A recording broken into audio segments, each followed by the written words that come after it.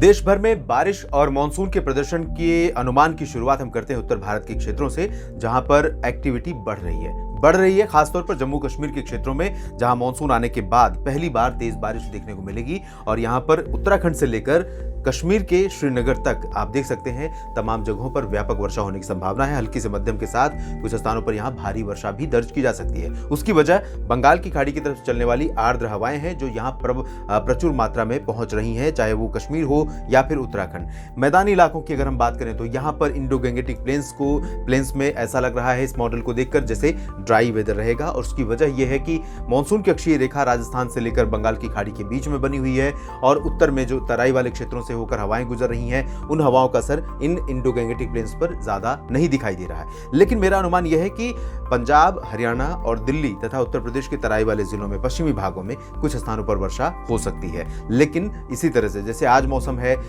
बादल कभी दिखाई दे रहे हैं, कभी धूप दिखाई दे रही है। और जिस तरह से कल भी आपने देखा कि धूप और बादलों के बीच में पूर्वी दिल्ली के क्षेत्रों में, एडजॉइनिंग वेस्ट उत्तर प्रदेश के क्षेत्रों में, गौतम बुद्ध नगर और आसपास के भागों में, गाजियाबाद, बागपत, इन जगहों पर वर्षा रिकॉर्ड की गई थी। तो ऐसे ही बारिश यहां पर हो सकती है, इसके लिए रूल आउट नहीं कर सकते हैं। राजस्थान की अगर हम बात करें तो यहां पर दक्षिण पूर्वी क्षेत्रों में कोटा से लेकर भीलवाड़ा और जालौर, चित्तौड़गढ़, डूंगरपुर, माउंट आबू, भीलवाड़ा समेत ये बांसवाड़ा और जो आसपास के इलाके हैं, इन भागों में कई स्थानों पर मध्यम से भारी वर्षा हो सकती है। उत्तरी राजस्थान में अधिकांश जगहों पर ड्राई वेदर रहेगा, चाहे वो बीकानेर और चूरू, गंगानगर, हनुमानगढ़ का रीजन हो या फिर अलवर, जयपुर, भरतपुर और सवाई माधोपुर का हो। लेकिन यहाँ पर भी एक दो बार बादल आ सकते हैं और बूंदाबांदी कहीं कहीं पर हो सकती है। लेकिन यहाँ पंजाब, हरियाणा जैसी बारिश की उम्मीद नहीं है और दक्षिणी राजस्थान जैसी बारिश की उम्मीद नहीं है। उत्तर प्रदेश में यहाँ पूर्वी भागों की बात मैं करता हूँ, जहाँ पर तराई वाले जिलों में लाइट रेन या बूंदाबांदी होने की संभावना दिखाई दे रही है। लेकिन गोरखपुर से नीचे जब आप चलेंगे,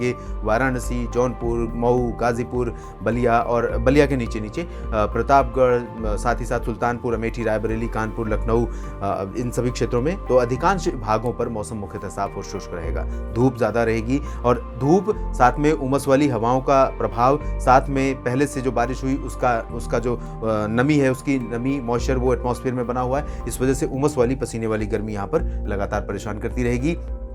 इधर बिहार, झारखंड में और गंगेय पश्चिम बंगाल में भी सिमिलर कंडीशन रहने की संभावना है।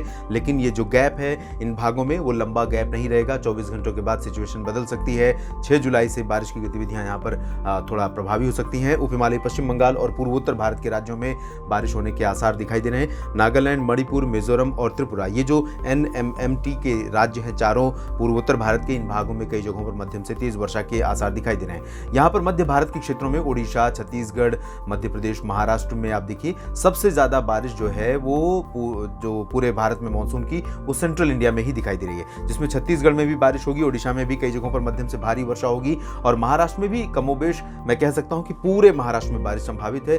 दक्षिणी मध्य महाराष्ट्र को छोड़कर जहां कम बारिश होगी, बाकी विदर्भ, मराठवाड़ा और कोंकण गोवा में अधिकांश जगहों पर मध्यम से भारी वर्षा होने की संभावनाएं दिखाई दे रही हैं। मध्य प्रदेश में दक्षिण पश्चिमी और दक्षिण पूर्वी जिलों में कई जगहों पर वर्षा होने के आसार दिखाई दे रहे हैं। इधर गुजरात के क्षेत्रों में, पूर्वी रीजन में और सौराष्ट्र तथा कच्छ में लंबे समय के बाद पूरे गुजरात के ऊपर बादल मानसून के दिखाई देंगे और यहां पर एक साथ लगभग सभी शहरों में बारिश की संभावना है अगले 24 घंटों के दौरान। इसके अलावा हम बात करते हैं दक्षिण भारत के क्षेत्रों की, जहां साथ में गोवा की भी, तो गोवा में भी मध्यम से भारी वर्षा होगी। केरल और कर्नाटक के तटीय भागों पर भी मध्यम से भारी बारिश होने के आसार हैं और आंतरिक कर्नाटक, तेलंगाना, उत्तरी तटीय आंध्र प्रदेश, रायलसीमा, इन सभी जगहों पर भी अच्छी खासी बारिश हो सकती है। बारिश की इंटेंसिटी साउथ पेनिनसुलर रीजन में काफी बढ़ रही है। उसकी वजह अरबियन सी से आने वाली पश्चिमी दिशा की बहुत तीव्र हवाएं हैं जो अपने साथ व्यापक मॉइस्चर लेकर पहुंच रही हैं। तो यहां तमाम जगहों पर बारिश होगी। तमिलनाडु और पुदुचेरी में फिलहाल बारिश की इंटेंसिटी बहुत ज्यादा नहीं रहेगी, लेकिन लक्षद्वीप में काफी अच्छी बारिश हो सकती है और इधर अंडमान और निकोबार द्वीप समूह में भी